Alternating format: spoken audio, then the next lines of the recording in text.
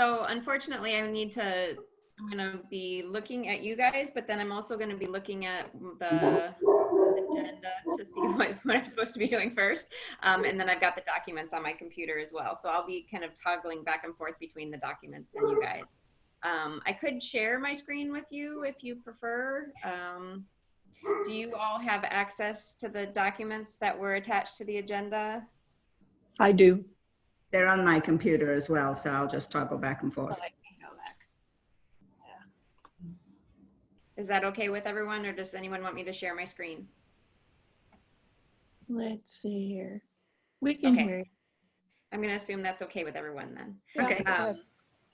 So the first thing on the agenda is the member term updates for the library board.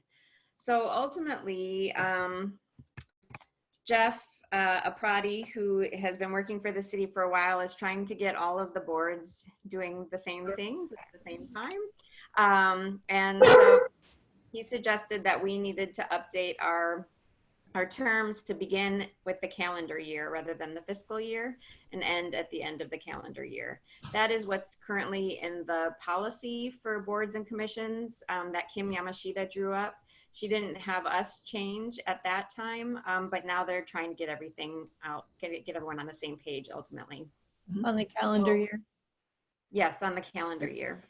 So ultimately, we would be going to the city council to ask them to update the terms. And the terms that I listed in the agenda item that I sent to you, Jeff suggested that instead of ending in 2021 for the first group and 2022 for the second group, that we end in 2022 and 2023, just to give us more time and to before we have to start possibly recruiting people, and that the city council then wouldn't have to, because Bethany Wright interviews library board attendees, and so it would push out the date when the city council would need to be there to interview people and stuff like that. Yeah. So when you're looking at that document, think of Heather, Jerry, and Blanca, terms ending 12/31/2022, and Lynn, Kathy, and Dale's terms ending 12/31/2023. So instead of going off in June 2021, or, okay. You would be there till December 2020. 22. I seem to get caught in these updates. Yeah.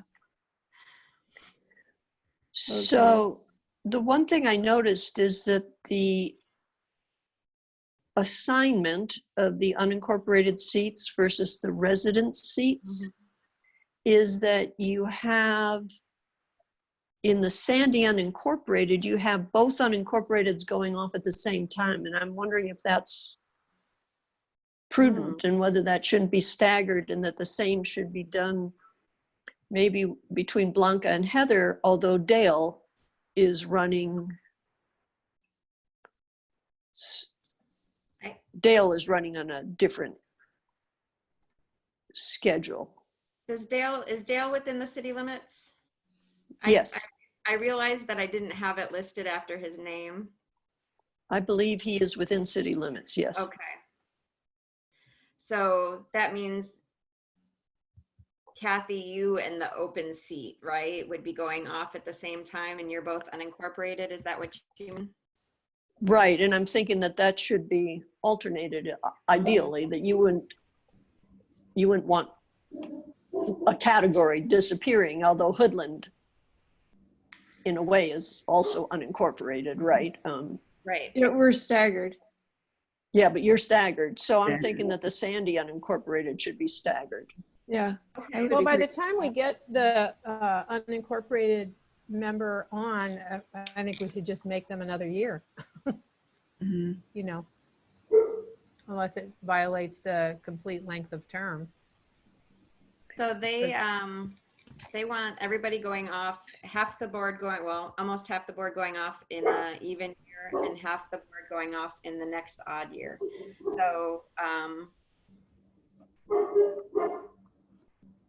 So so if I moved that unincorporated and moved who for a longer term, would you suggest? I tried to base it on when you currently were supposed to rotate off the board. So all the people who were going off early, I put in the first group, was how I did it. And then everybody who had a longer term that went out later, I put in the second group. Why don't you keep me in 22 and make position 7 23?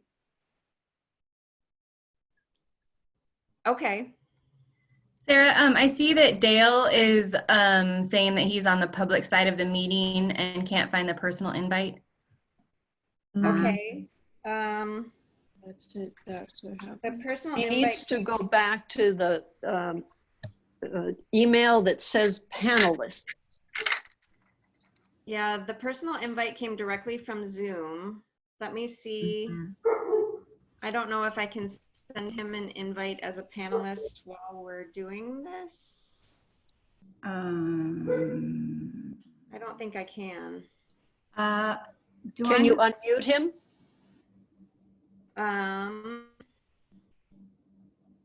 Well, like Kathy said, if he can find that email that the subject starts with panelist. Or Does anybody have his email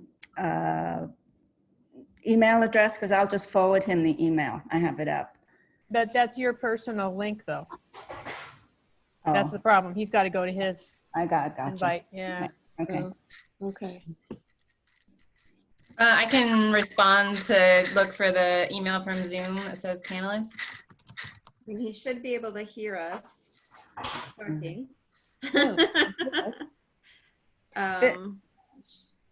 The thing I'm confused about is when I'm looking at the agenda, I'm sure this is user email. I'm almost embarrassed to say user error, but anyway, I'll say it out loud because it says current advisory board members and terms of office, and then the proposed terms. And I don't see any 2023 in the proposed seat terms. I see. Right.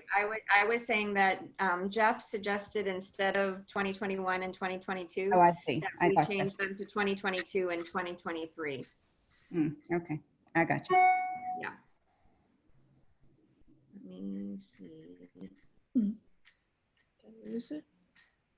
And okay.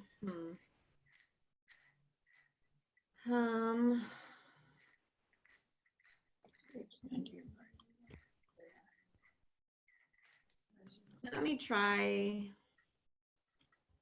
I wonder if I can, in the background, try to send Dale another invite for the meeting as a panelist. Let's try that real quick. Looks like it was sent out on the 15th. He was just asking what date it was sent It would on. be the 15th. Yeah.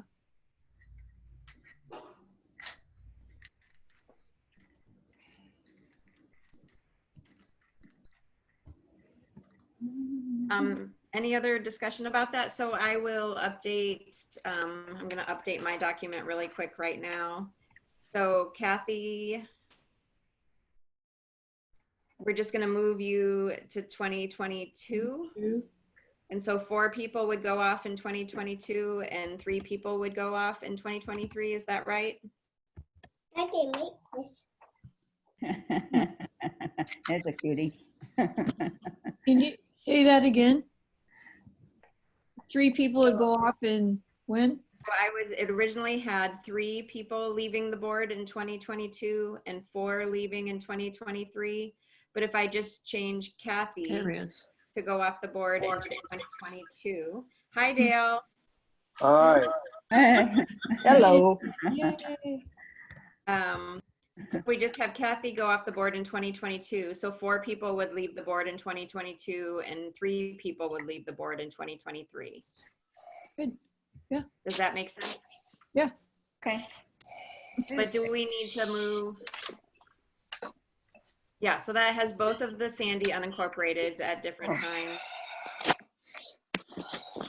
Right. Dale, you're city limits, right? You're within city limits? Yes, I am. Okay. We were just verifying. Mhm. I'm gonna also put this in my notes so that it is there for later.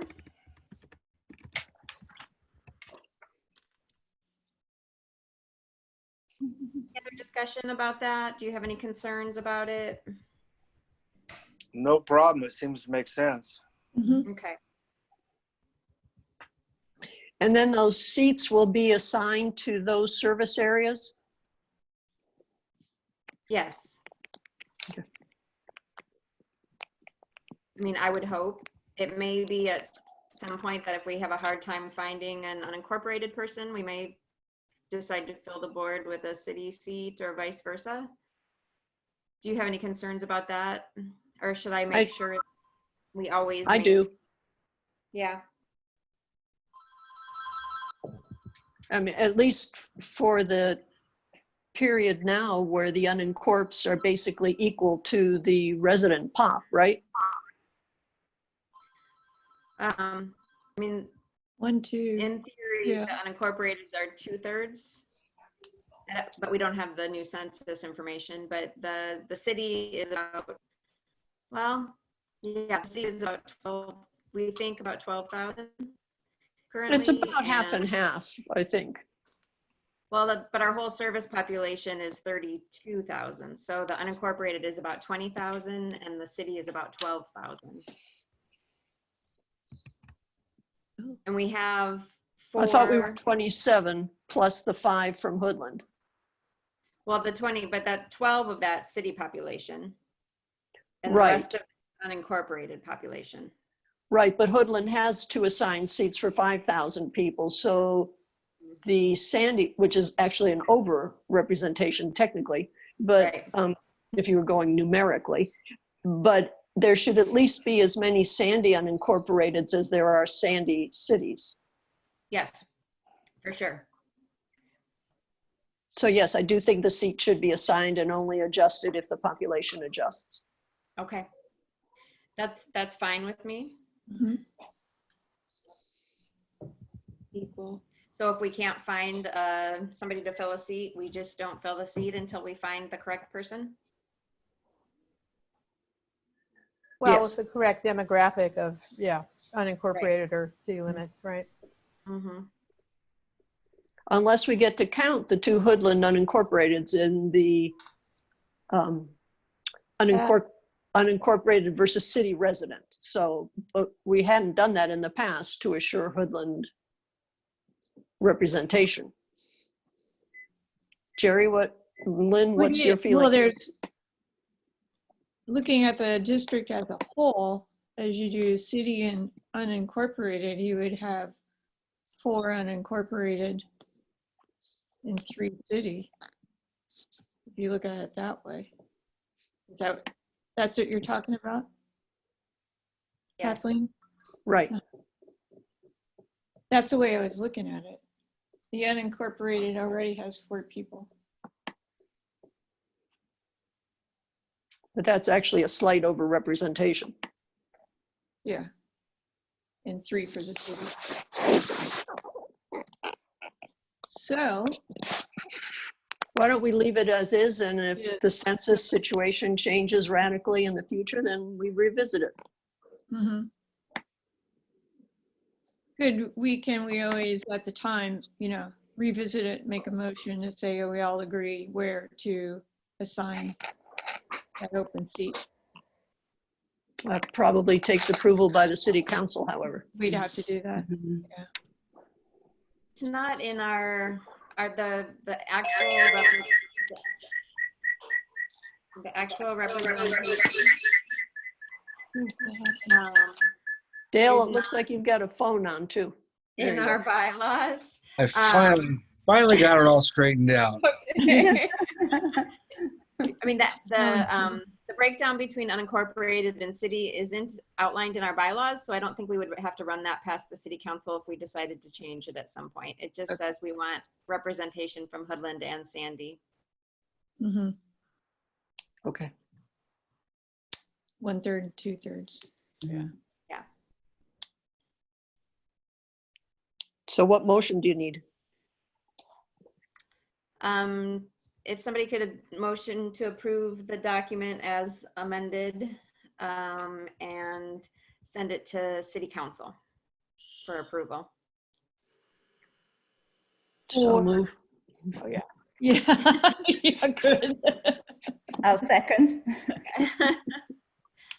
All Perfect. those in favor? Aye. Aye. Are there any Aye. opposed? Okay, Thank you very much. good. So the bulk of the meeting that I really wanted to talk about was the reopening plan, which I've kind of got in an outline format. If we just want to talk about phase one, I have a few updates from staff input for phase two and phase three. But any questions about phase one of the plan? The agenda. Terms of library.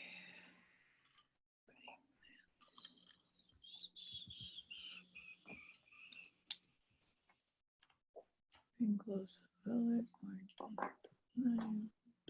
curbside. Sarah, those aren't coming up for me, that document. I can share my screen That'd be great, thanks. and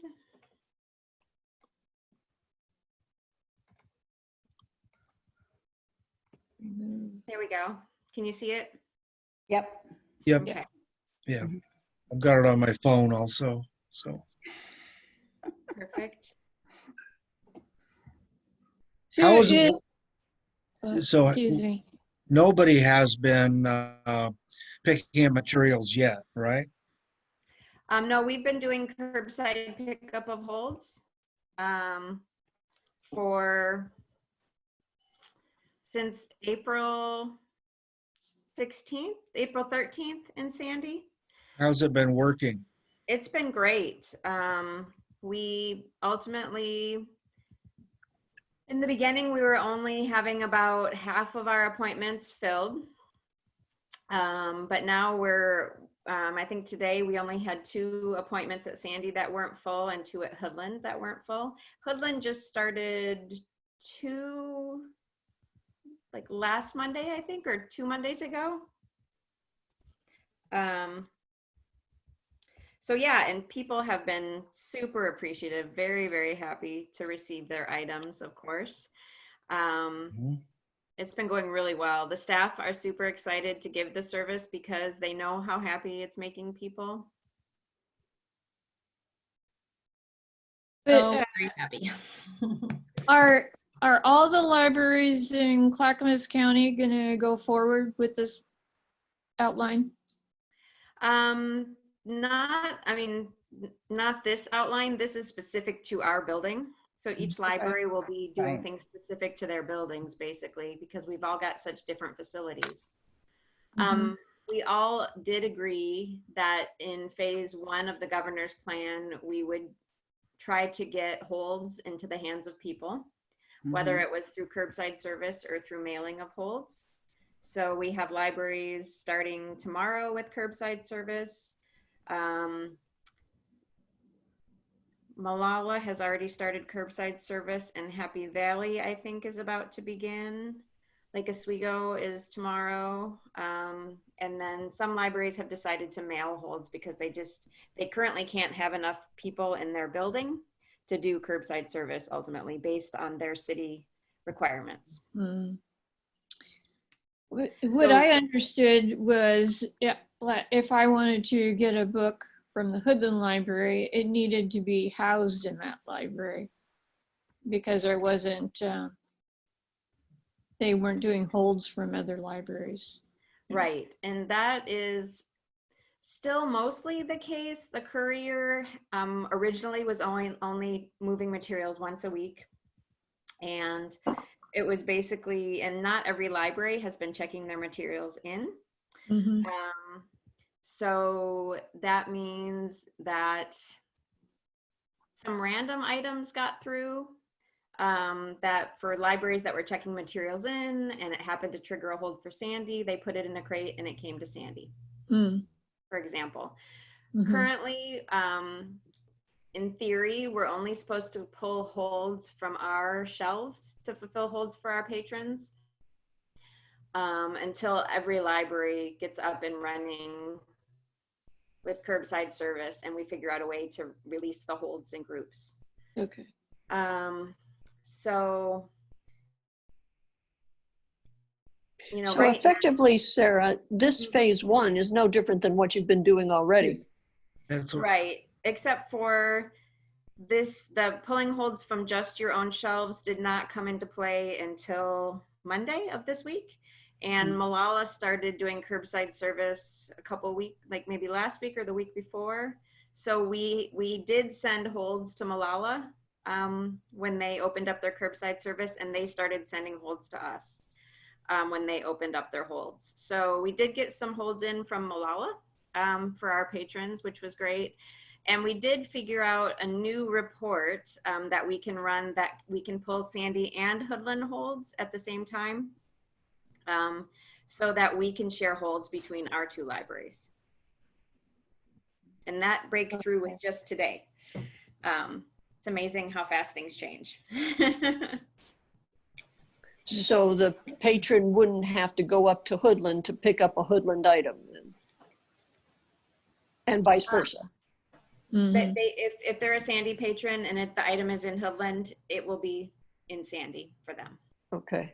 Yeah, but the courier is still only going twice a week. So, but we have been trying to have people who go back and forth between the two buildings, basically ferry items like up to Hoodland from Sandy and down to Sandy from Hoodland, so that we can make sure we're getting them sooner than, you know, twice a week.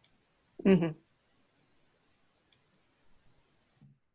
So the things that the library directors have agreed on are contact list delivery of holds and filling holds from local library collections only in phase one. And then in phase two, we have decided, most libraries have decided that they'll have limited openings. I think there are still a couple libraries who are considering whether they're going to do that or not. But that we will fill holds from all library collections in phase two of the governor's plan. So as I understand the county application that was submitted last night, phase one, once it's approved by the state, lasts a total of 21 days. Does your phase two reflect the county's phase two? So, or are we just using these phases in parallel? I believe numbering. it reflects the county phase two. So there couldn't be hold movement via courier amongst libraries for more than 21 days? That is true. That seems very long. Yep. I have been advocating within the directors group to allow libraries who have opened up for holds to send materials to one another. Mm-hmm. But it is a tough sell for some of those libraries that are not wanting to open up their holds yet. Is that due to Why is that, staff Sarah? availability, or? It's partly staff availability, and some of it is their concerns about their patrons' views. If other libraries are getting holds from each other, why they can't get holds from the rest of us. That's reasonable. Yeah. Well, it seems like you would be exchanging back and forth. I don't. The real issue seems to be the courier would obviously be transporting a lot more material, right? It Right. increases the courier load, but Right. And the courier does currently have capacity to transfer more material than they are transferring. well, I think if my request would be that you relay to the directors group that 21 days seems like a very long time to have to wait for mutual exchange of material. I can do that. Mhm. I would agree with that. Yeah.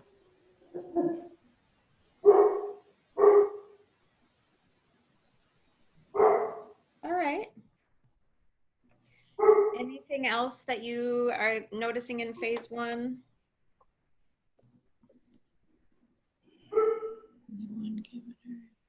Phase two is really the bulk of what I wanted to talk about.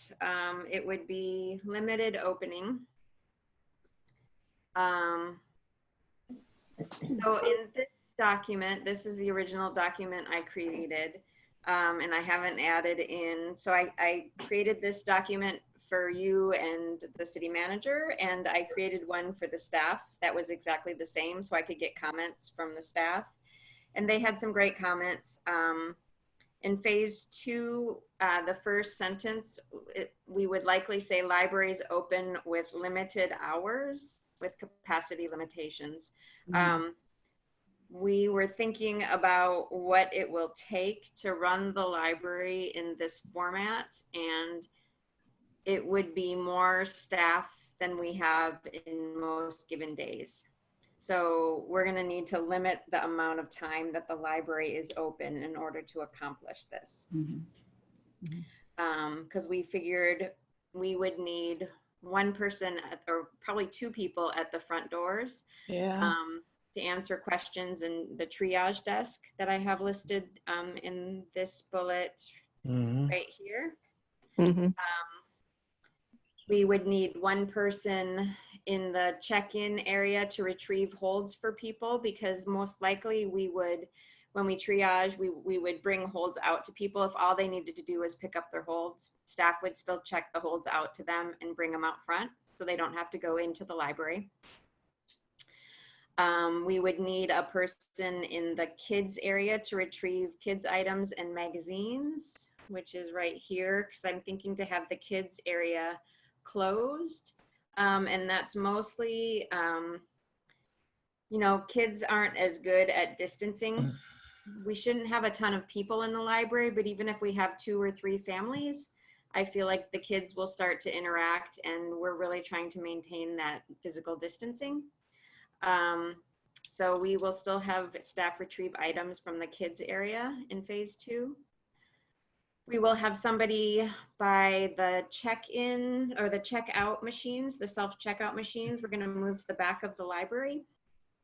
And so we'll have a staff member stationed there to help with self-checkout. We'll have a staff member in the community room to assist with the computers, which is further down here, I think.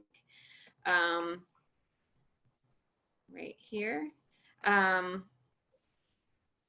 And we will have a staff member outside the back door to the community room and outside the side doors of the community room. So that's 8 people in total. Everybody needs to, of course, have a lunch and breaks. So we're gonna have to limit the amount of time we're open each day. So that was one change that we thought of to the document as it currently exists. May I make a suggestion? Yes. That you consider that the computer hours be different from perhaps the hold material retrieval period, so that you could reduce your manpower. If you staggered them and maybe alternated them, then you wouldn't have to have a total of 8 people all day long, or for those hours. You might be able to reconfigure with a little more leeway. Would you suggest reduced hours for computer, or? I don't know about that. That is so hard. Yeah. Very hard. Is there any of these positions that you could use volunteers with? Great question, Jerry.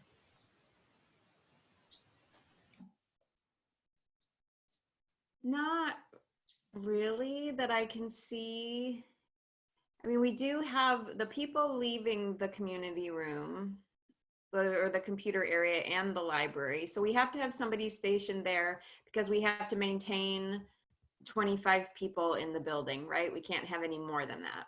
So we need a person at the exit basically so that they can collect the keyboards and mice from people and clean them and take them to the front of the computer area.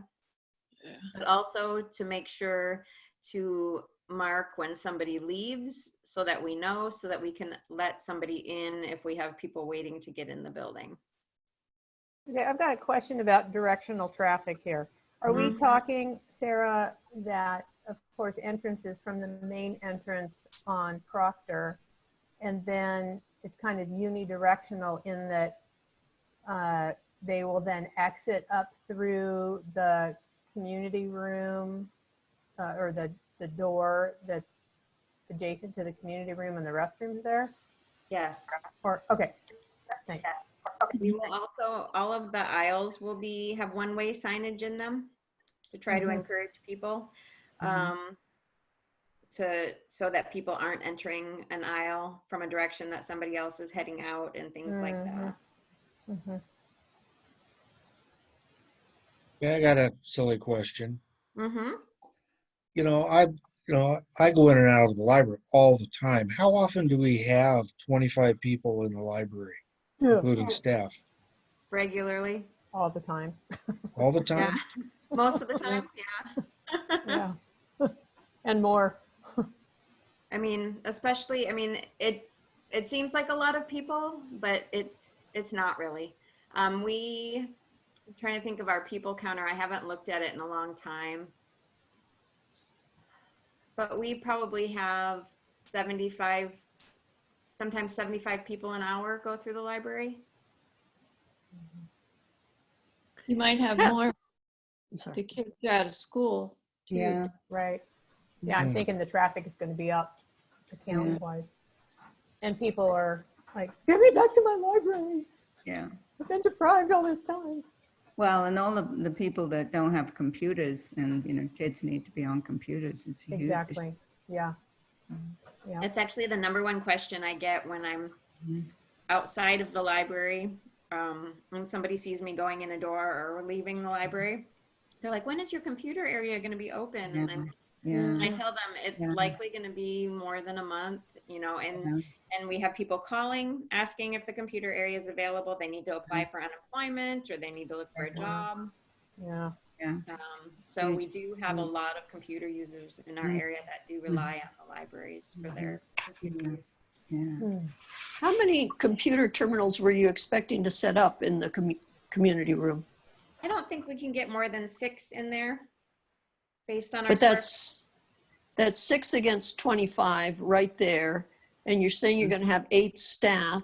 So That's 14. But 3 you're of those- basically not going to be able to put very many people in the space. Why do you need to count staff? Because for social distancing requirements for the size of our building, our maximum number of people in the building is 25. And that's all of our square footage, including our staff areas.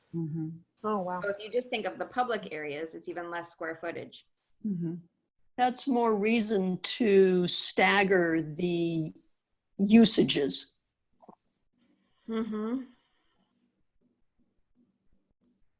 So like have some days maybe where the first, for 4 hours of the day where the library piece is open, and then for 4 hours, the computer area is open only. Yes.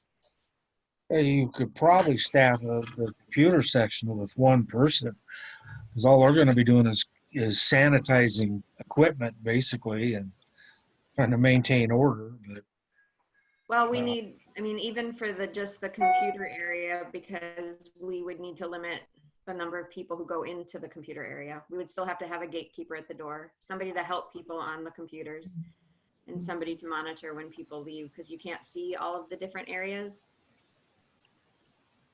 So here with this staggering idea, I like it, Kathy, and that is, what are your feelings about maybe continuing the library takeout even into phase 2, which would still get people their holds, but Right. they wouldn't have, if that's all they need to do, they wouldn't need to actually come into the building. Right. Well, and that's what we were planning to do from the triage desk out front, is bring people's holds out to them, Okay. so that people who just are picking up their holds will be served and won't have to enter the building.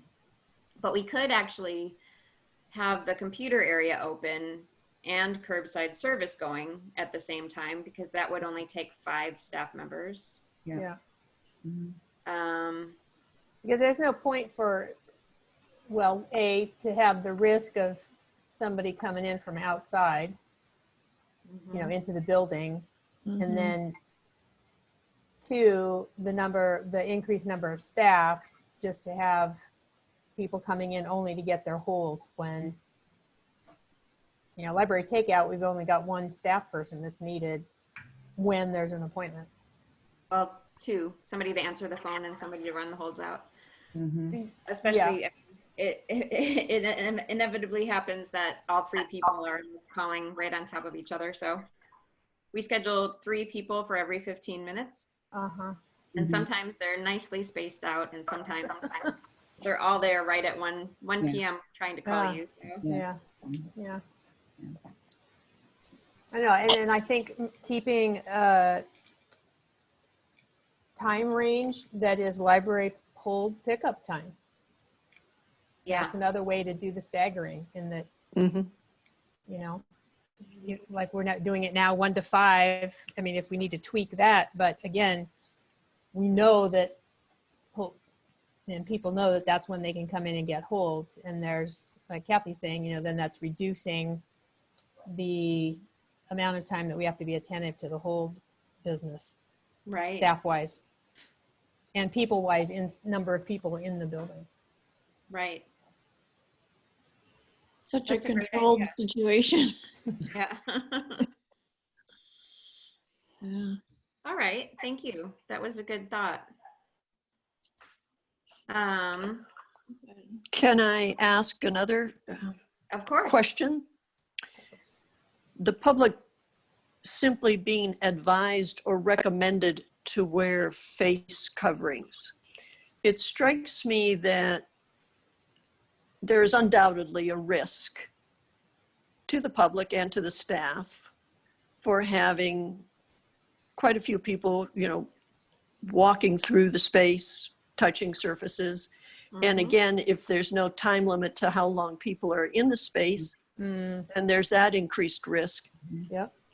Is it possible for first that there be signs that state that people are entering at their own risk, and that it is strongly advised or required that they wear masks and gloves?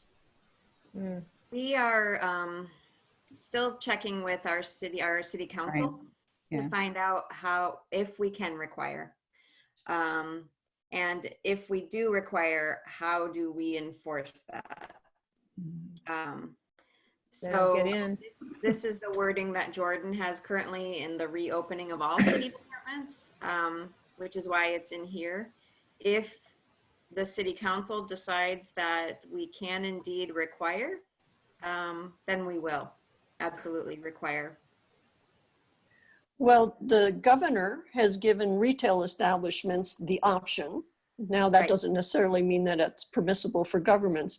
But Bethany, I would hope that you would stress to the city council that the risks presented by the demographic that uses the library and the potential extended presence of the people, which again increases the virus load, that these are situations that make the library different from some of the other venues that the city has, and that the risk to the staff is much greater than in some other city venues.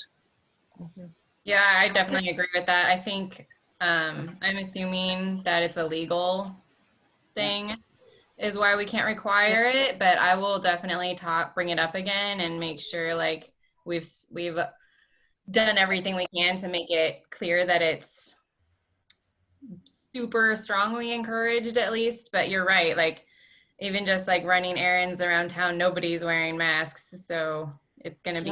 Not everybody, nobody. Well, I am, and I feel like an idiot.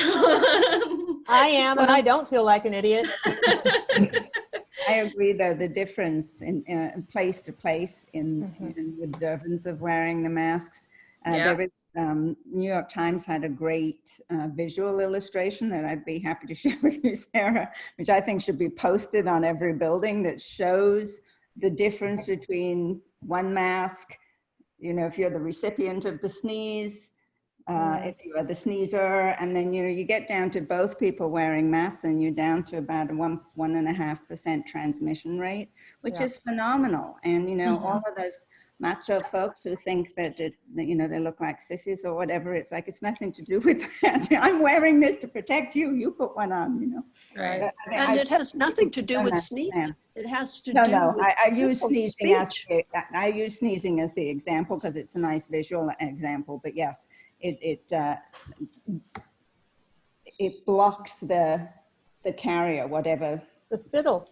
Yeah, I mean, if they're singing, if they're speaking. And in my call it moist speaking if they are moist. Yes.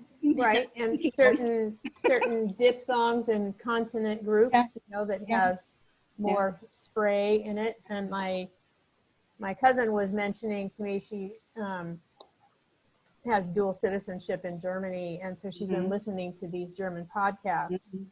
And interestingly, they've been talking about and advising to, with your mask, to not be talking at super high volume, and that you know, of course, aids the projection and the trajectory.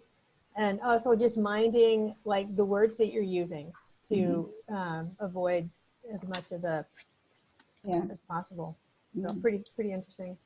The other thing would be if the city council finds that they can in fact require masks, or the county can require masks in incorporated areas, you would need to figure out what your policy is going to be if you find someone who is refusing to do it, because there have been some very unpleasant or they come in with a mask to get in and proceed to take it off.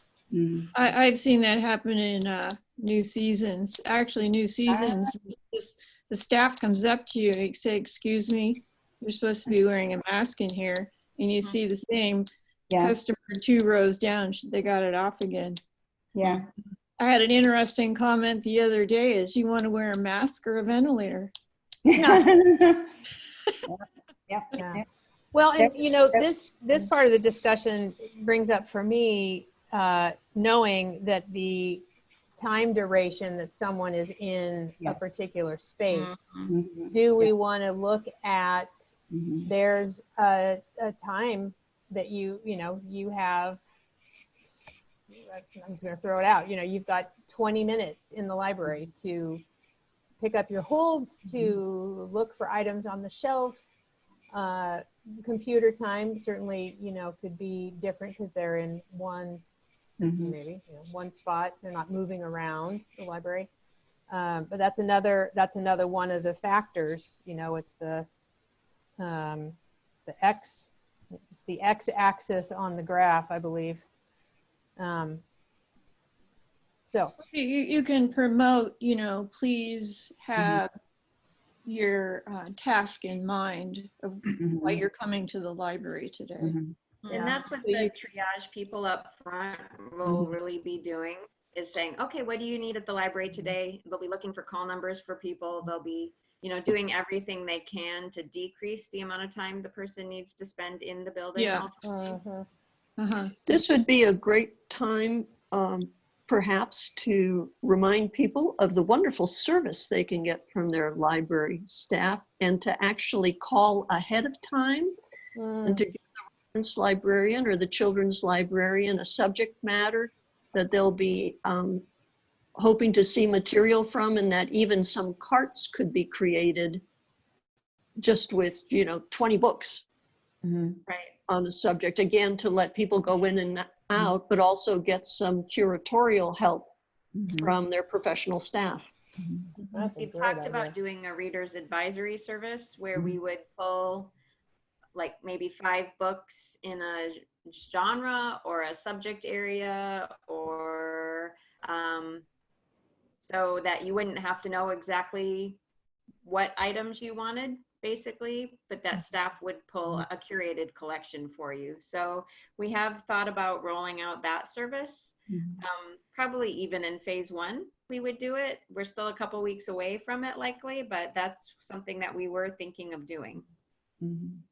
That seems a good use of staff and good customer service. And also in that, I love this dual kind of educational, you know, and moving people towards getting more familiar with everything that we can do and that we offer, and including, you know, like with like what you're saying, you're curating a collection or topic for a patron. Also, you know, encouraging people how, you know, in the newsletter, however, we're going to be talking about a lot of this, that, you know, not only go to our card catalog, but here's a way that you can go using Novelist, for example, to get more mysteries about cats, or, you know, that kind of thing. So kind of also pointing them to the resources that we have had all along, that now there's like this added, oh, gee, it'll help the library, it'll help me, it'll be faster, you know, to know ahead of time that I can, oh, and it's in our Sandy library, so I can actually get it. I can put it on hold, or I can, you know. So, and then if it's a, like Kathy's saying, if it's a subject area, we may have an online database that deals with that already, that we can point them to that in addition to actually materials that are on the shelf. The one thing that's sad about all of this, I guess, is I frequently run into someone on the staff at Fred Meyer who's an adult student, and she keeps asking me when she'll be able to study at the library again. And that is clearly not soon. No. Yeah. So the time frame of this phase 1, phase 2 is 2 months or 40 days? It's probably at least 21 days per phase, depending, and it depends on if, you know, if in phase 1, the governor finds that we're starting to see more cases appear, we're gonna have to stay in phase 1 longer, or even take a step back. Right. Or if we get into phase 2 and it happens, we'll have to step back to phase 1. So, I mean, I would think it would be at least 42 days after we start phase 1 before we're going to start to see phase 3, depending on how things go. And what's the projected beginning time for phase 1, Sarah, please? Clackamas County just today put in their application to open to the governor. Okay. It takes about a week to turn those around right now. So I expect to hear maybe next Wednesday if we're going to be allowed to reopen and when we'll be allowed to reopen. My main concern about reopening Clackamas County is I'm not sure she's going to want to open one piece of the 3-part metro area on its own. We'll see if she allows it. I have been watching the number of cases in Washington County, Multnomah County, and Clackamas County. And Clackamas County right now has about half the number of cases that Washington County and Multnomah County have each day, additional new cases, which is good news for Clackamas County. But I'm still unsure what the governor is thinking. Right. Well, although, you know, there is partial opening for certain types of businesses, you know, that, you know, I follow the body work and massage professionals realm through my professional organization. And, you know, here's the, you know, the beginning, except for Multnomah, Washington, Clackamas, you know, Marion, and, you know, probably Lane County too, that it's like, yeah, not for you guys though. You guys don't get to start yet. Yeah. Right. Right, but we do have retail businesses open throughout the state as long as there can be social distancing, even Right. within the big 5 counties. So in many ways, you know, that's what libraries are. They're a retail space, and then can rules be created that work? Right. What it does seem, Sarah, is that since we're probably going to need another library board meeting sooner rather than later, that we can really reserve some of the discussion for phase 2 further Yeah. to the next meeting. And by then you'll have a lot more probably concrete ideas from your staff and Right. And more feedback from the patrons working phase 1. Now, I know it might be difficult to do, but it might help us in how we report the success or failures here if we have an idea once we start, you know, allowing people in to figure out, okay, about how much time under these conditions are they actually spending in the library? Yeah. Because I got a funny feeling, as long as they're not computer related or strictly, you know, study space, people are going to be coming with a plan. They're going to want to get what they need to get, and they're going to get out of there. Right. I don't see a lot of people malingering around the library like they used to. Well, there will be no place to sit and no tables to set your things on. So, I mean, when you remove furniture, I mean, and I more than anything, that's going to give people the, oh, I'm just here to get my stuff and leave, right? Yeah. Nothing inviting. Yeah.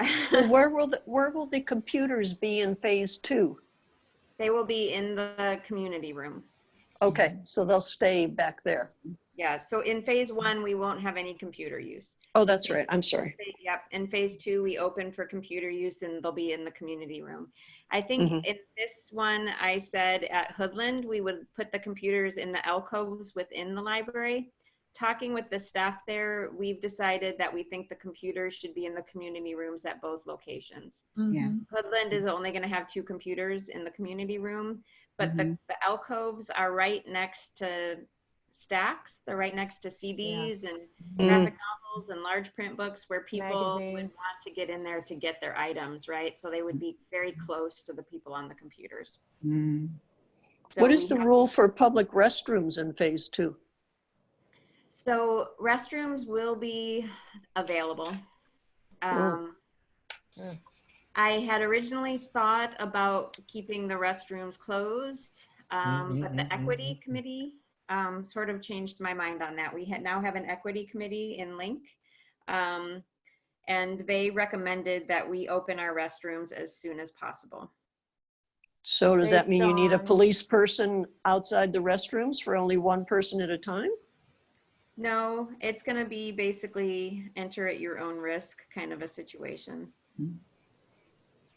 Well, you'll need signage for that. Yeah, is what I'm thinking currently. Yeah. We probably will leave the doors. So any door that we can prop open will be propped open so that people don't have to touch door handles and things like that. We're going to leave the doors to the restrooms open so people don't even have to hit the handicap button. So That right there might be a deterrent for a lot of people. You can't see into a stall, but you know. Yeah, I know. Yeah. Okay. I mean, I could, my mind could still change on that, but once I read the equity committee's suggestions, I thought, oh, geez, we probably do need to open our restrooms. And I was originally thinking, you know, I wish I had a family restroom, a 1-person restroom. Right. That would make it very easy to open that restroom and leave all the others closed. Yeah. And I've been wanting a single restroom. We just don't have a place to put it. Yeah. Can you just give us a really brief blip on this equity committee, Sarah? So the equity committee started as the multicultural committee, thinking about our Spanish speakers and Russian speakers. Basically, those are the two main ones within the district, but other language speakers. And so we had the multicultural committee, and then when diversity started to become such a topic, they changed to be the equity committee. Okay. So now they consider all kinds of different issues related to diversity, ultimately, mostly. Okay, thanks. Yeah. So for cleaning the computers and all of that, are you going to try to get an ultraviolet light, or are you going to have PPE for the staff member who gets stuck doing the cleaning? We all ultimately will be, I think the person cleaning the computers and we're going to trade off jobs probably every hour so that nobody gets stuck with it for long periods of time. But we will have wipes for them, basically the antibacterial wipes, you know, Lysol wipes that kill 99% of germs or whatever. We'll wipe them down with those, the computer keyboards and mice. The good news is we think we're going to use the old mice and keyboards and computers when we're using them in the computer room. So we're not wiping down our beautiful new computers that the Friends of the Library have fundraised for us. Yeah.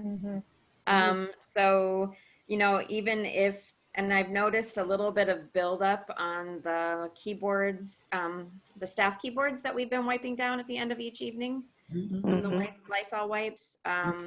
So even if we end up with a little bit of buildup on them, we will just be recycling them at the end of this era. I'd suggest, I don't recall right off the brain about what type of monitors we have on the existing computer stations, but I don't know if those wipes could be used on the monitors too, because they can be used around the edges for sure, but probably not on the screens. But nobody should have to touch the screen because they're not touch screens, right? Right, but if somebody sneezes, you're thinking, or something. Sneezes, but I've seen enough, you know, are you kidding? Or like, you know, kids are playing a game and it's like, you know, that's going right on the monitor. Yeah. I mean, ultimately, we've already been talking about the computer usage should really be people who are applying for unemployment, looking for jobs, filling out doing their resumes, applying for work. So it should really be mostly people who are focused on what they're doing. There aren't going to be kids playing games, for example, in the beginning, because we're gonna tell them. I mean, maybe in the beginning, if we don't have a line, we may let a kid in for an hour, or, you know, somebody in for an hour who just wants to go on Facebook, catch up with what's going on with their friends and family. Right. But if we get enough computer users, we're going to have to basically prioritize. Are you going to allow an unsupervised minor? I mean, here we have a health risk, right? Well, I mean, we allow unsupervised minors in the library regularly. Yeah, but we don't have a pandemic. Right. It's a different situation. Yeah. Yeah.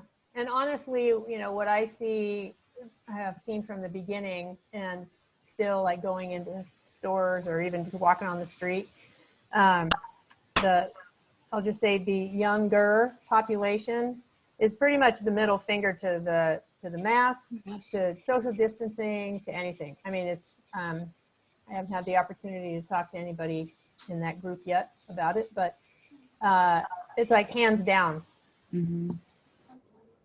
No mask, no proximity consideration, nothing. That was a concern of mine too, Sarah, just that it's such a major hangout spot for that particular age group. I'm concerned once the doors are open that they're just going to come and sit on the floor and hang out and camp out. And I don't know if there's a lot, I don't know what to do about that, I guess, but probably something to be kind of aware of, maybe. Yeah. So No, I mean, I'm concerned feel like- about students having access to online education. And because right now we have obviously a very significant digital divide, and I don't know what's Right. happening to those Yeah. kids. No idea what the status is with Sandy. You know, Portland Public Schools for the younger kids handed out Chromebooks. They've done what they can. I know Welch's is open, I think, one day a week. Jerry, I don't know if you know this. I don't know. Is in the evening for parents to come and get assignments and do stuff if they don't have computers. But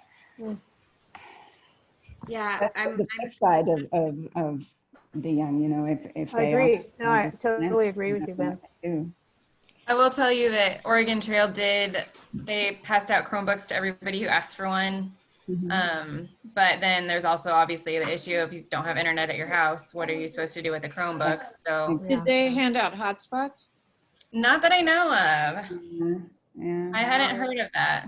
Yeah, And I that- know that SandyNet has worked on getting internet to some areas outside of the city limits, like the Vista Apartments specifically. They took some equipment out there so that there would be internet access. Good. I don't know how many of those kids, stuck up their hands when they said, "Do you want a Chromebook?" Thinking, "Well, we don't have the internet. What am I going to do with it?" Right. But they do that. SandyNet is working to get some of those areas access.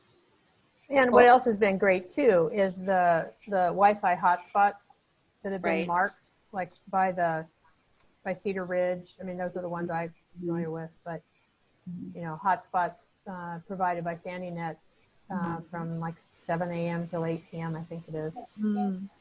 Yeah. The Yeah, library just has in the one. parking lot. Yeah, the library has one, and Mining Park has one. Yeah, it's I'm concerned about kids who have summer school. They are obviously going to need to use the computers. We just started talking about this morning in my staff meeting, and I told the staff, I'm not really comfortable saying we're prioritizing use of the computers. That's We what don't I'm thinking prioritize too. use of our collections. If you want to check out a fiction book to read or a nonfiction book to learn something, both are equal, right? Right.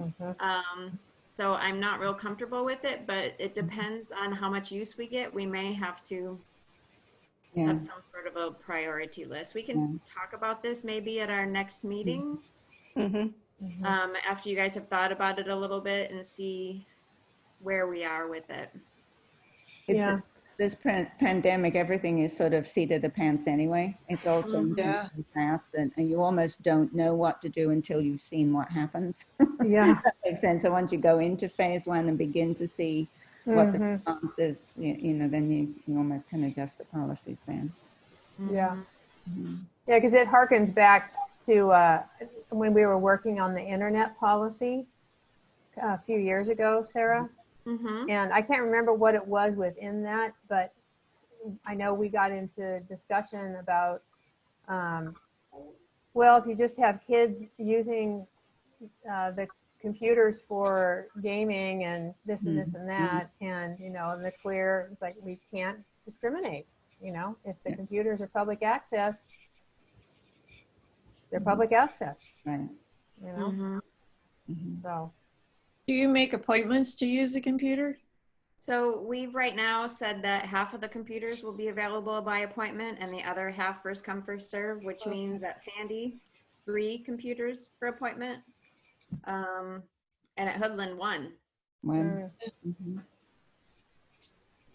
But that would basically, I guess I'm assuming that people calling to make an appointment to use a computer would be using it for unemployment or creating a resume, but it could be that they make an appointment so they can come and look at Facebook. Right. Yeah. Yeah, it's a tough thought.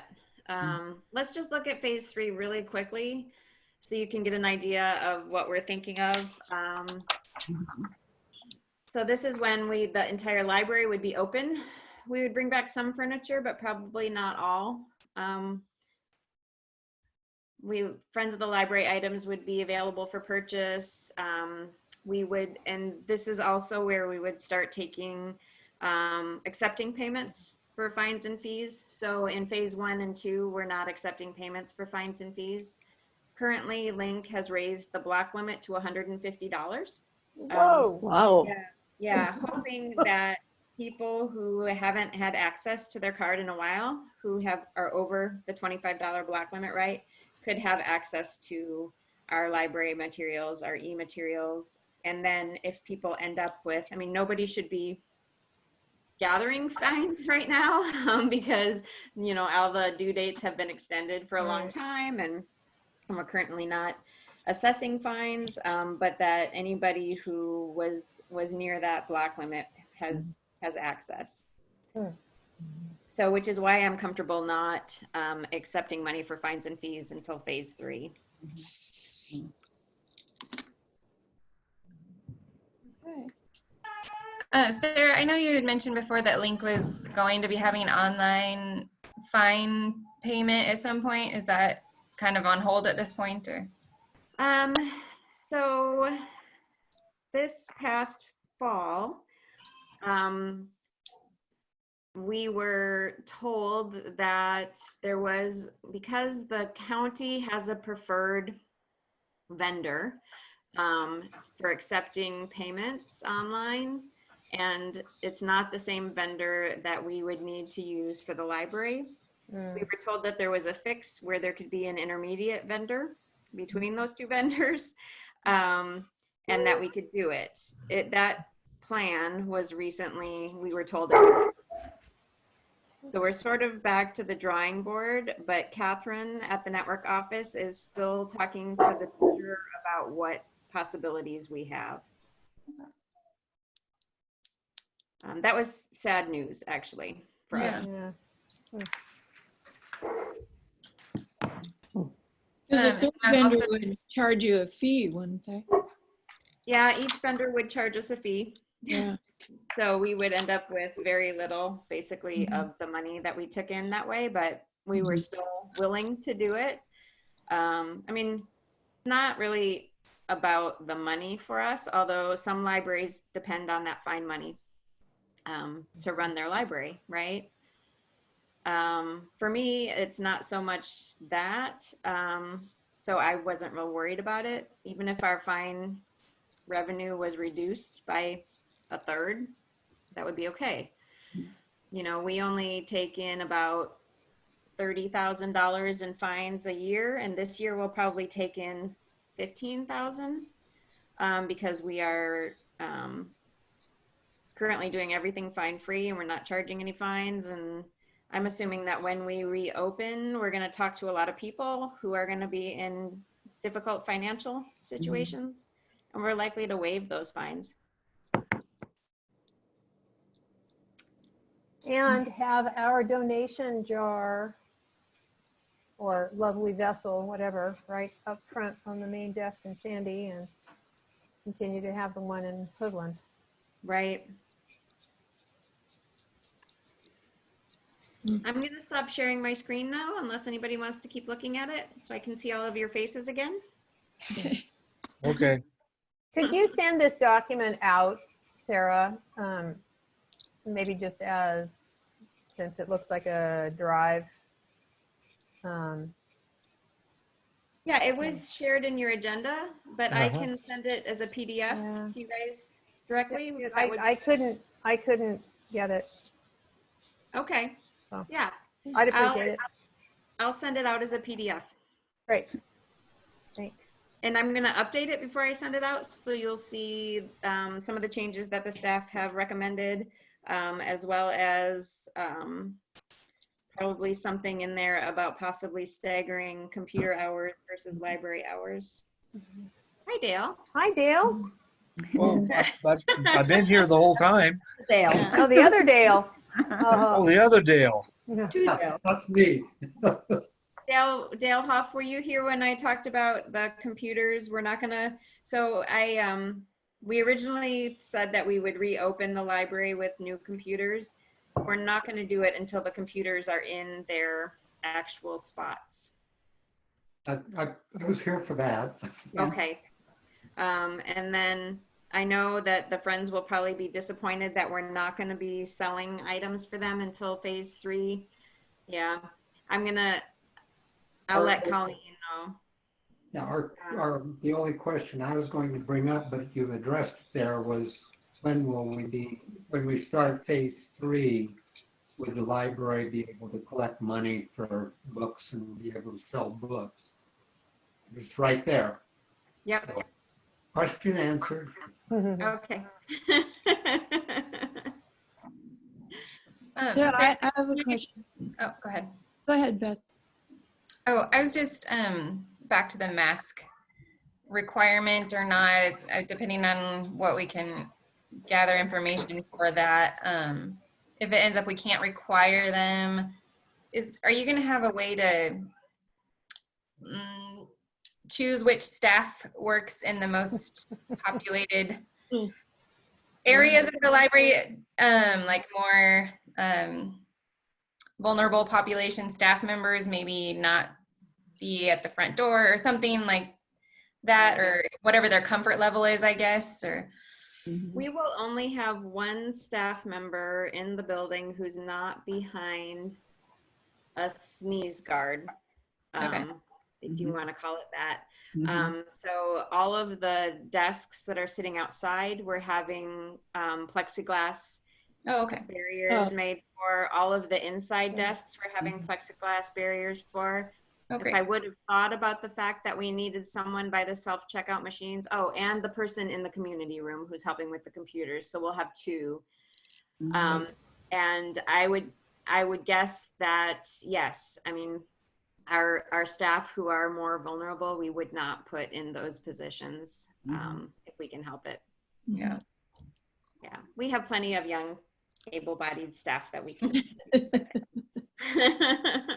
Well, and just know that age is not the only determinant for Yeah, that's true. vulnerability.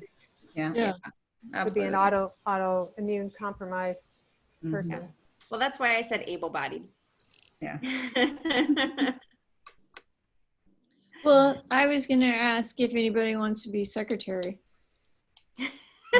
And then Heather, Dale. I'm already vice president. Oh.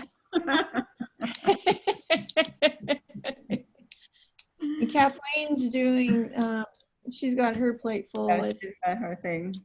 her things. Well, I'm currently recording this meeting, Yeah. so I can look back at it and take down any pertinent information. I don't know when I will get to doing that, but that is something. Or I could send it out to somebody and they could review it and write things, you know, make bullet points of comments made or things that we discussed. Well, you can send out your bullet points. Yeah. There you go. Yeah. You know, that actually triggers a notion for me. There's a really great, I'm sure there are many, but there's a really good transcription software that I've used to go from audio to text. And, you know, if we, no, we wouldn't probably want to do that for minutes. I mean, to have the whole thing, but it would be something that we could like go through, or whomever could go through and, you know, highlight, like you're saying, the bullet points and saying, okay, Kathleen moved to blah, blah, and Dale seconded. Basically, Yeah. you just So- need your motions and Votes. and the Yep. committee discussion following. Yeah. Mostly we just need the decisions made. So, I Yeah. mean, I can easily do that. It just won't give a lot of information for public. No. But If they want a lot of information, they can come to the meeting. Yeah, I was gonna say, give us a call. Come on down. Come on down. We might have you on the board. I think the only other thing that I had on the agenda was, I don't know how many of you have been on Facebook to see what we've been doing, or have you been paying attention to our newsletters? We're doing a lot of online programming, a lot of virtual story times. Bethany mentioned when we first started the meeting that she watched, I have 2 staff members who did a virtual story time. So one of them is a penguin and the other one is an owl.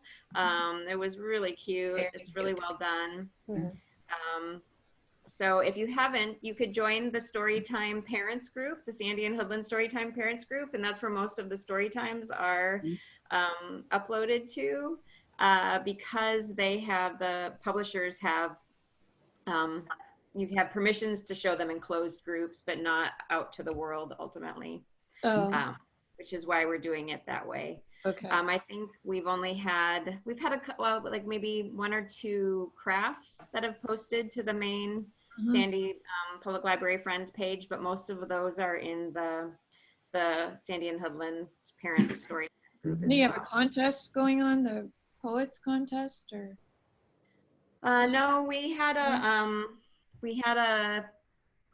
poetry event, a poetry reading in April.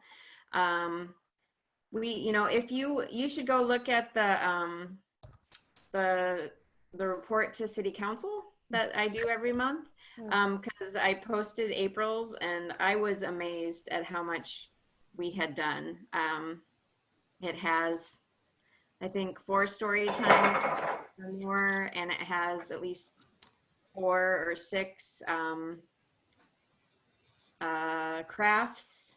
And so I have all of the comments and the number of comments and the number of views. One of our videos got over 2,000 views. Yeah, Wow. Julie's shark. I don't know how many of you saw that, her making a shark. It was fun. Yeah, so it's been interesting to try this out. I also feel like a number of our programs, like our knitting program, I feel like we had it today, and I'm not sure how it went. Before that, we only had 1 person attend, or 1 person, 2 like different people attended a couple different times. We're doing it weekly, a sit and knit. But we had people say, I really wish I could go. If it was at a different time, I could attend. So Thea held it today, I think at 2 p.m. So we'll see how that went.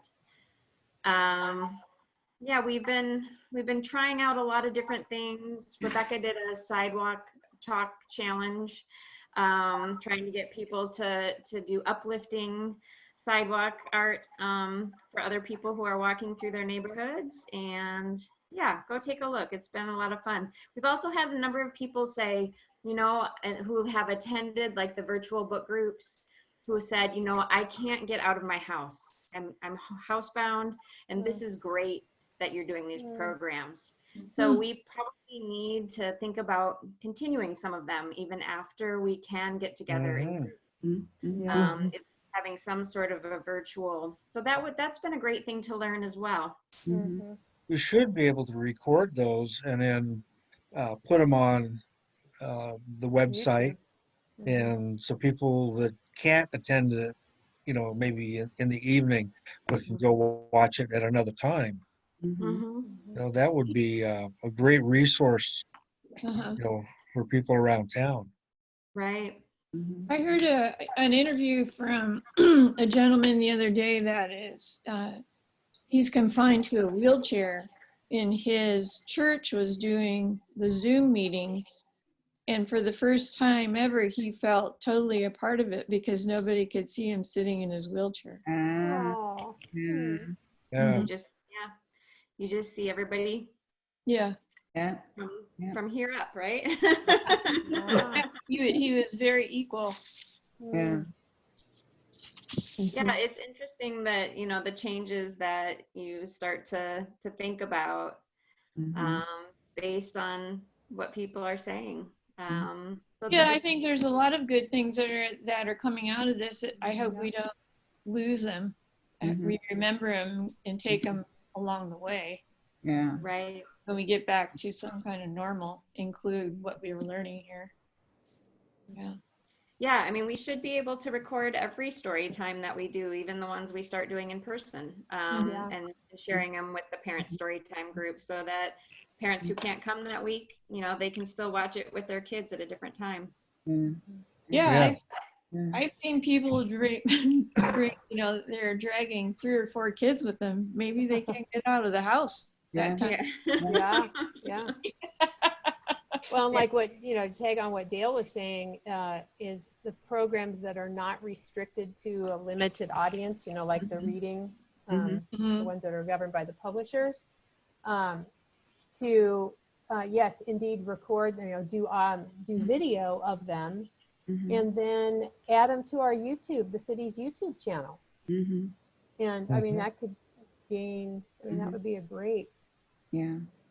I think it's interesting. We've been asking all of our presenters who had, like for adult programs and things like that, we've been asking them all if they want to record their program and share it with us so that we can, we would still pay them the honorarium. When we could share it on our Facebook and our city website. And all of them has said no. And I don't know if it's just the group that we have, or if we're going to keep asking, because I think, in the future, I think we need to have it on the presenter form. Yes, I think so. We're going to record your program so that we can share it with people who weren't able to attend. Yep. Yeah. I think that'd be great to do for our coffee house too, when we start those back up again. Yeah, we asked. The first coffee That house raises royalty issues. Yeah. April was going to be the poetry slam. So we didn't do that. We did a poetry reading later in the month. But May, we asked the band if they wanted to record themselves, or they could come to the library and we could record them playing. Yeah. And they weren't interested. Yeah. Yeah, it's interesting. I would think that more people would be, but It's an intellectual property theft, yeah. Yeah. and when they're not getting paid much anyway. Yeah. They're out of a That's job. true. That's true. That's why, for example, doing the book groups and doing it with classics with an expired copyright on it, you don't have that problem. Right. So that Well, Call of the Wild that you did was great, conceptually. The classics are also always available on the ebooks and e-audio, right? Which is what we're trying to pick so that as many people as want to do it can. Yeah. So yeah, it's interesting how that's sort of turned out, but it's been really good. The women's book group has been meeting by Zoom. The men's book group met in May, I believe, by Zoom. They were talking about by June, they may be able to meet and socially distance in somebody's yard, depending on how the weather is and stuff like that. But if it's like it is now, I'm not sure I would want to chance it. Yeah, Zoom in your jammies is pretty good if it's raining. Yeah. Pajama sales have gone way up. Yeah. Yeah, I mean, some people I totally understand why they don't want to, but like the master gardeners, I thought that would be a good thing for them, but they turned us down. That's weird. That one is because they're volunteer service. So I don't know. It may just be that they're not comfortable with the technology, or they don't want to figure out, how to do it, or Yeah. They may be thinking they need more. I mean, we're recording most of our story times with a smartphone. Yeah. And the quality is It's fine. good. I think. Yeah. Bethany, have you seen any problems with it? No, it's fine. Yeah. Okay. Yeah, you may wind up with a staff person, their whole job is to, record these sessions and readings and, edit them and, get them on the where people can access them, and that could be a job in itself. Certainly could. Mhm. Sarah, on a totally separate subject, Yes, if that's okay. yes. The whole annual report issue, and whether LDAC meets or when, Oh, where man. are we on all of that?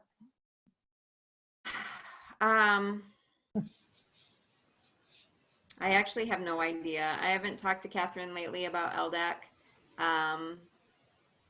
We have had so much going on just among the libraries with discussing things that we haven't even had a chance to talk about LDAC or the task force. It is still, the task force certainly is on my mind. It was pointed out to me today that WCCLS, I thought their levy was going to be this fall, but it was this May. And their levy passed, which totally surprised me, and makes me think that the task force may, I mean, I had been thinking that the task force was going to be a non-starter because of the financial issues that we're facing. But if Washington County can pass their levy, we may be able to pass a tax measure in Clackamas County.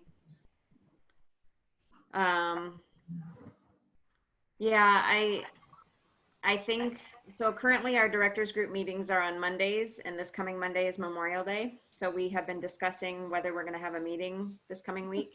We've been meeting weekly, and we're not even getting through our agenda most weeks, unfortunately, because there's just so much going on. Right now we're in the middle of talking about reopening plans, link-wide. Yeah, let me find out when we think LDAC may resume. The only reason why I raised that is that the next thing that LDAC was supposed to consider was the annual reports from the prior 2 fiscal years. And if there is going to be an LDAC meeting on that subject, then we've got to get our act together on those 2 reports. Right, yeah. I haven't even started filling them out yet. I mean, it's not difficult once I start. All of the data is basically there in the state report, right? Other than when I need to pull out. And I think last year was the first year I did Sandy and Hoodland together because it was too difficult to separate them. So likely I would do that again. So most of it is there. It's just figuring out the individual parts and pieces, like how much the friends gave us and all of those kinds of things that they ask in the report. Right. Yeah, let me check into it. I haven't heard any talk of it, which makes me think it's not coming up soon. Okay. But I do need to get those done so that we can talk about them before they go to LDAC. Kathy also brought up the county released its budget. They're doing budget hearings starting the 27th, Yeah. I think. And there is possibly, and I haven't looked at it to see if it's different from the last numbers the county gave us for estimates for each library. But Kathy says that that detail is in that budget. So I need to go look at it to see if those numbers are different from previous numbers. And if they are, we may need to talk about it and what we can do. We'll need to reduce possibly our budget if the estimate is lower than it originally was, which is not going to be a fun thing to try to do. But our budget's already very tight. Right. Well, when do you want to meet again?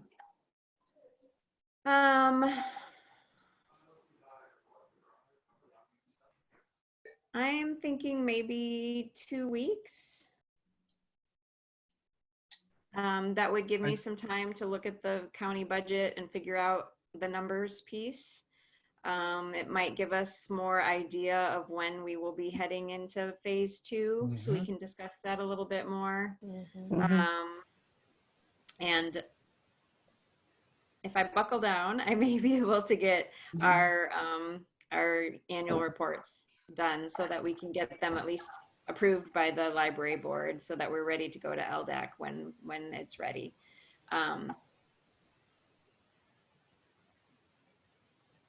Is everyone, I think everyone said that they, I don't know if I had, yeah, I had Maybe the June 3. 3rd, about, that would be kind of our regular A schedule. regular meeting, yeah. Right, right. Yeah. June 3rd, already 2 weeks away? Yes, it Yeah. is. Yeah. Everybody keeps talking about Memorial Day. I know, Really it's like- going. I mean, It's like on Memorial Day, just kind of like it's unday, you know? It's Yeah. not Sunday or Monday, it's unday. the coast doesn't want you to come. Yeah. Yeah. So, Should we plan on June 3rd? Works for me. yeah, Yes, I'm in. at 6 o'clock. Yep. Okay. And I will try to contact you ahead of time, Jerry, to talk about the agenda. Oh, sure. This is fine. Yeah. We didn't have 500 different things, you know, we No. just had a lot in the reopening phase. Although we Just a little managed change up. till 7:34, so. Yeah. So, Any final thoughts before we sign off tonight? thank you Well- for all your work. That's, Yeah, I want to say, you know, the innovation and how much service you've been giving our patrons through Sandy and Hoodland is just, I mean, it's Yeah. just fantastic. very challenging. Yeah. And Yeah, I we also want, I want to appreciate- thank you for your patience and understanding. You know, as I was getting ready to close the library, it was just day by day trying to figure out what we were going to do. And on the day I figured out we needed to close, we needed to close. Yeah. So I didn't even, Yeah. you know, ask the board your thoughts on it, because we just needed to keep moving. So I appreciate your understanding of the situation. Oh, Nothing else you could do. Yeah, Nope. yeah, you did the right thing. Yeah. yeah. All right. Thanks to the staff. Yes, Yes. indeed. Yeah. Dale, did you have something you wanted to say, Dale Scobert? No, I'm doing fine. I'm just tickled. It's coming together. We're gonna get through it. Yeah. Yeah. Yeah, it's been interesting, and it'll keep being interesting. You know, it's still daily. Things change, and I'm like, oh, okay, we need to do that now. You know? Hadn't thought about that one. It's so much processing.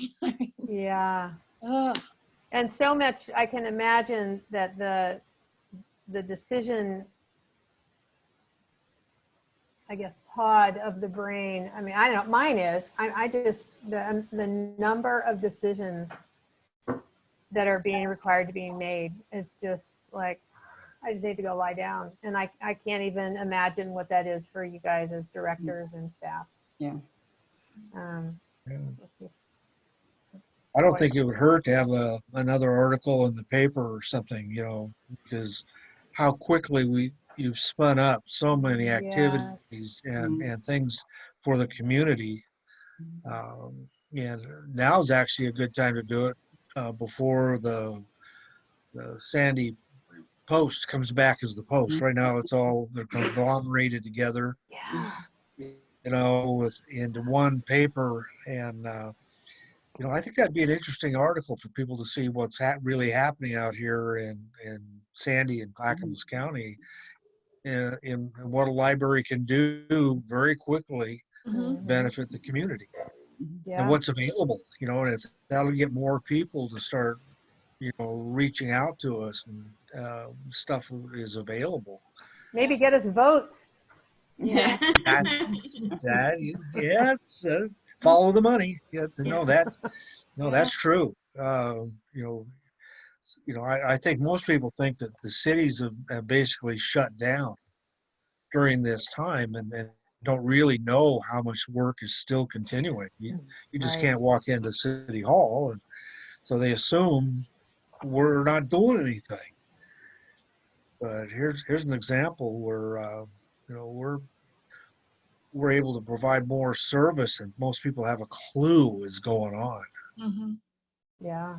Yeah, I've been super impressed with the creativity of my staff. They've been amazing. You know, most of them were working from home most of the week. You know, we only have 2 people in the library each day. We're meeting every morning to talk about, you know, what things we need to coordinate and who's working on what. And they've just been phenomenal. So They're if you doing get, Zoom meetings. yeah, there's Zoom meetings every morning. So, yeah, no in-person meetings. But so when you get a chance, or if you get a chance to email one of them, thank them. They're doing an amazing job. Okay. Okay. Are we adjourned? I think we can, unless anybody has any final question.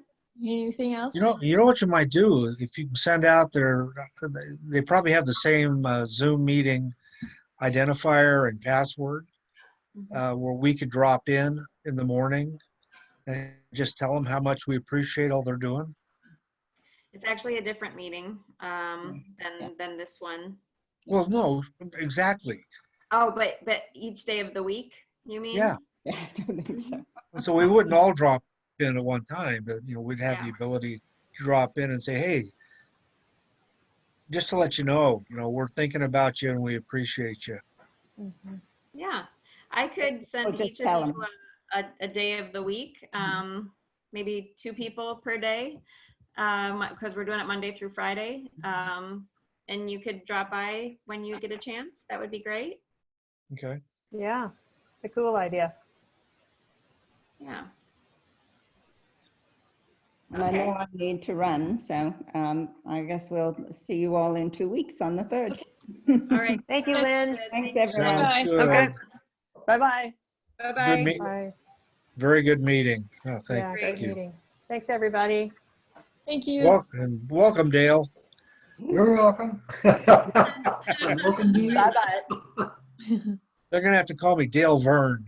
That way we know which one's which. ALS. I don't have much to say, so Yeah.